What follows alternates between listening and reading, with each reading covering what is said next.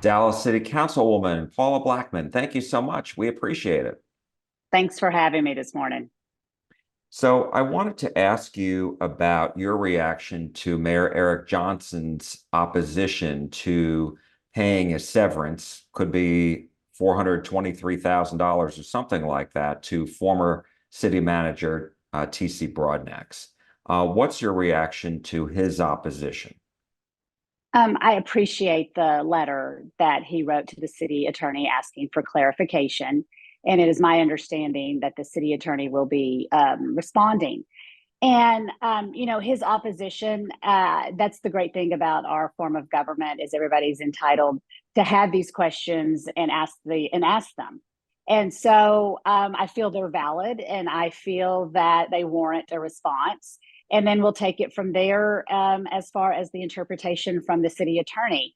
But, at the end of the day, if it's stipulated in the contract and it is outlined in the contract and it's gray, we need to discuss what that means for the city moving forward, specifically if it means litigation or any other type of mediation or exercise around that. Have you made up your mind on this? I mean, do you think that Mr. Broadnax is entitled, should receive the severance? If you read it specifically in the contract, I do. However, it's open to interpretation to some degree, and ultimately the courts decide if you go that route. But I think more information is better. And we exercised this clause 2 years ago when we were looking at removing our city manager. And so I don't think anything's really changed. I think what has changed is who is pushing it. And so we shouldn't let that get in the way of what is actually written in a contract. We should look at, are we following the terms of this? And the reality is we don't want to breach contracts. Any organization shouldn't breach a contract. So it'll be more discussion, I think. And I wanted to ask you because back on April 8th, then city manager Broadnax sent a memo to the city attorney, basically outlining, this clause in his contract. And he said that, and he listed you and seven other Mhm. council members as coming to him and suggesting to him that he resign. And he listed dates and times, etc. Is Mhm. he accurate when it comes to you being on the list? Yes, sir. He is. I saw it during the bond discussion. We were putting way too many constraints on him and finding money where it should have been used for bond money, so the council could use it for other purposes. And the look on his face really showed that, you know what, I'm not effective here, and I'm done. And then it became to my attention that he and others were saying, you know what, he's not effective and he's not done.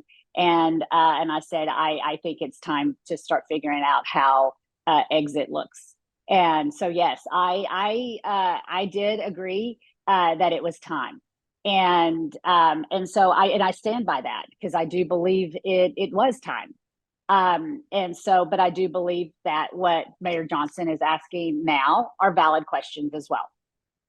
And just to on your point of what you were talking about before, as far as take me back, when was this? This was in January when you were talking about this, and did you have conversations with the seven other members of the council, or perhaps others, about your thoughts that, gee, this is the time for him to go? It was a Wednesday morning before council, and I believe it was right a couple of days before he said he was leaving. And a couple of council or one council member came to me and said, some of us, and they knew that 2 years ago, I was one of the ones that was that was in the mix to get rid of him. And I didn't vote for a salary increase. So they knew that, I was willing, I was working with them. It was fine. But they knew that I was one of the ones that was pushing it 2 years ago.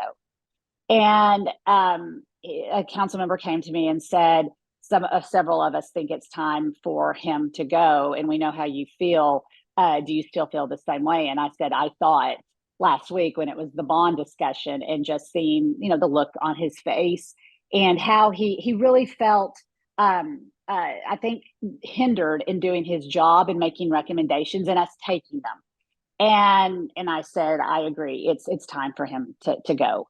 And I mean, and let's be honest, the relationship, however it was conveyed in parting words, wasn't necessarily how relationships have been around the horseshoe with, his council members and his mayor.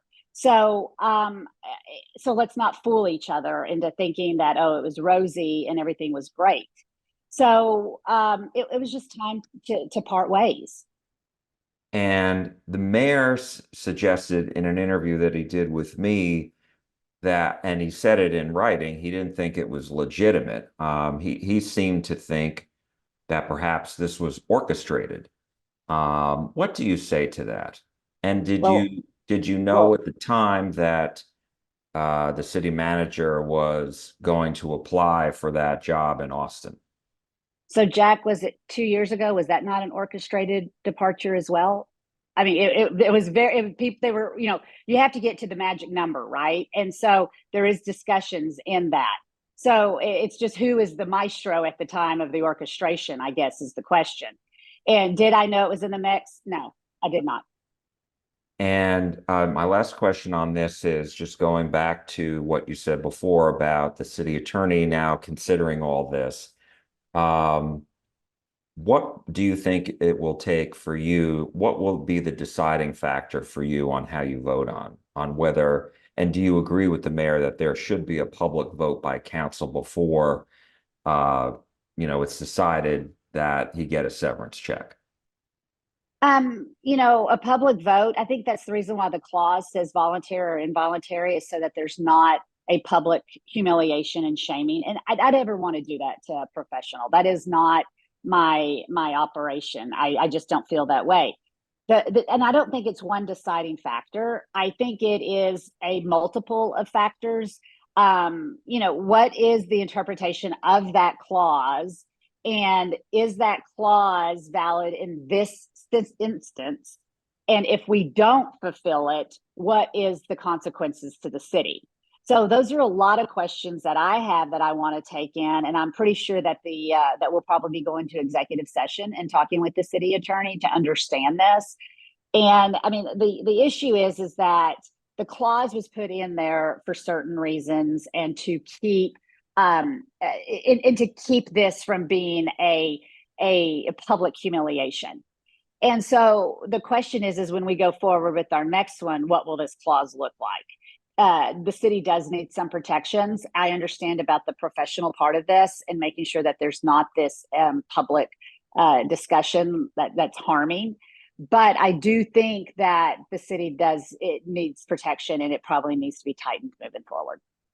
And my last question to you, different topic, is the fact that Dallas Police Chief Eddie Garcia has now agreed to stay on for another 3 years through May of 2027. Talk to me a little bit about were you involved in these discussions and just your reaction, the fact that he's agreed to do that?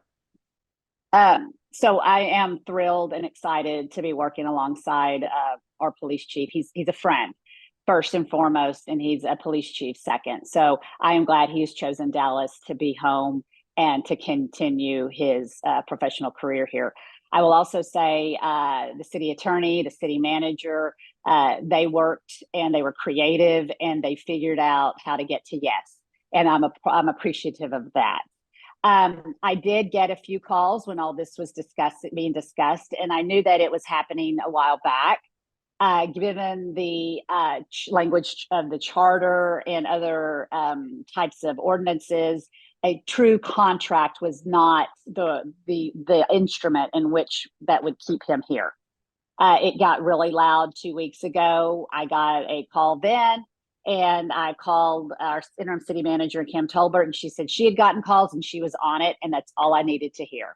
I said, if you're in it and you're on it, Kim, you and Tammy, then I have nothing to worry about. So I felt very confident that it was going to get done. And I knew that our chief loves Dallas. He loves the Dallas Cowboys. He loves our communities. He loves the work he's doing here. And so it was just a matter of getting to the how to make sure that we give him his professional and his career stability. Dallas Councilwoman Paula Blackmon, thank you as always. We appreciate it.